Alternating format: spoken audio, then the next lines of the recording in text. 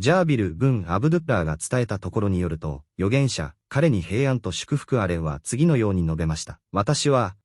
以前の誰にも与えられなかった5つのものを与えられた。私は、1ヶ月の道のりにも及ぶ距離の恐怖、アッターが私の敵に抱かせた恐怖によって勝利を与えられた。大地は私と私の信者たちにとって、礼拝の場所であり、清めの手段、タイヤムムとされた。だから、私の馬の誰でも、礼拝の時間になったら、その場がどこであっても、礼拝をすればよい。戦利品、マガーニムは私にとって合法とされた。これは私以前の誰にも合法とされなかったことである。私は、取りなし、シャファーの権利を与えられた。すべての預言者は、彼自身の民にのみ使わされたが、私はすべての人類に使わされた。サヒーフ、アルブハーリー335。ハディースの説明。アッター彼に栄光あれ、至高あれは、預言者ムハンマド、彼に平安と祝福あれを、彼以前のどの預言者にも与えられなかった特権で特別にされました。このハディースにおいて、預言者、彼に平安と祝福あれは、彼以外にはどの預言者にもすべて揃って与えられなかったこれらの特質について語っています。1ヶ月の道のりにも及ぶ恐怖によって勝利を与えられたこと、彼と敵との間に1ヶ月の道のりがあるほどの遠い距離でも、彼の敵の心に恐怖が投げ込まれました。アッター、至高なるお方は、次のように述べています。我々は、アッターにパートナーを崇拝させた不信仰者たちの心に恐怖を投げ込むだろう。イムラーン3:151。また、バドルの日の出来事について、次のように述べています。あなたの主が天使たちに掲示したとき、我はあなた方と共にある。だから信仰する者たちを固くしなさい。私は不信仰者たちの心に恐怖を投げ込むだろう。アルアンファール8時12分。大地が彼にとって礼拝の場所と清めの手段とされたこと。これはこの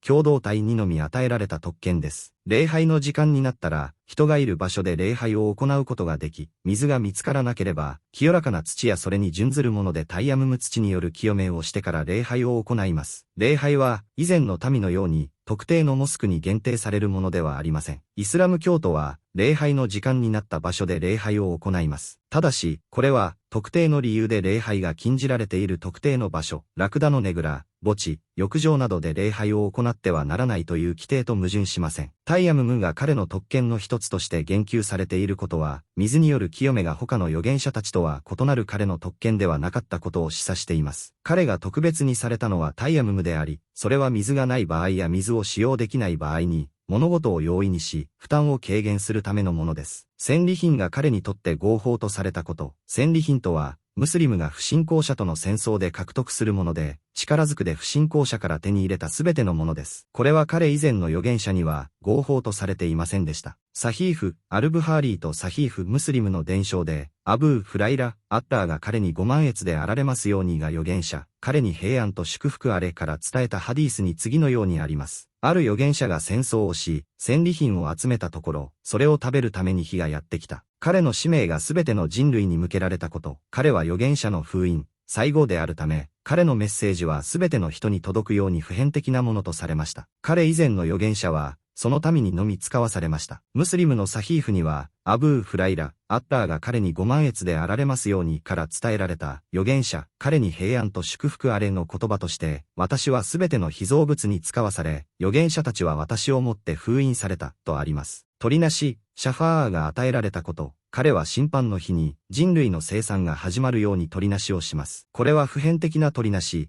または大いなる取りなし、あるいは彼に特有の他の取りなしです。預言者、彼に平安と祝福あれが他の預言者たちとは異なり、特別に与えられた取りなしは、罪を犯した者が監獄から出ることに対する取りなしではありません。なぜなら、この取りなしは、預言者たちや信仰者たちも共有するものであり、多くの伝承でそれが確認されているからです。彼にのみ特有の取りなしは4種類あります。第一に、審判を下すために被造物への取りなし。第二に、天国に入るために天国の住人への取りなし。第三に、監獄にいる大罪を犯した者たちへの取りなし。これだけが彼に特有のものだという説もあります。第四に、彼の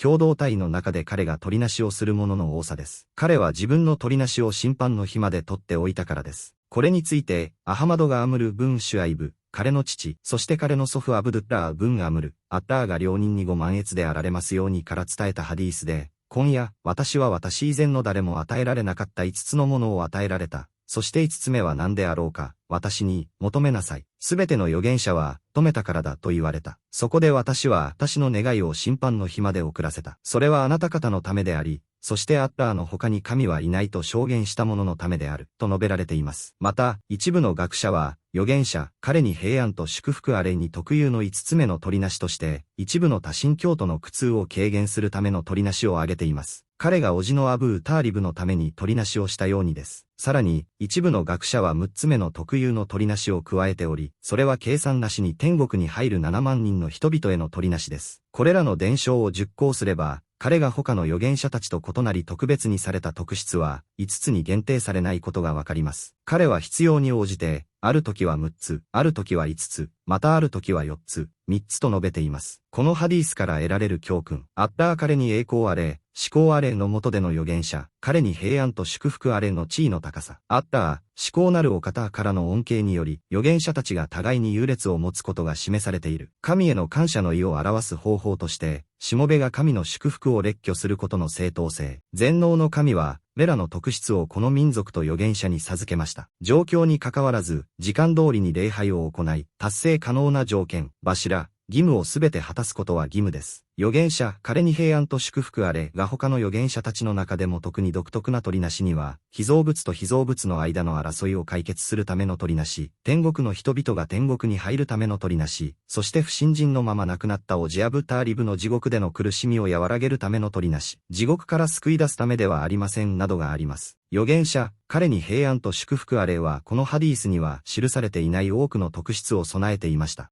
例えば、簡潔な言葉遣いをしていたこと、彼は最後の預言者であり、また他の特質も備えていました。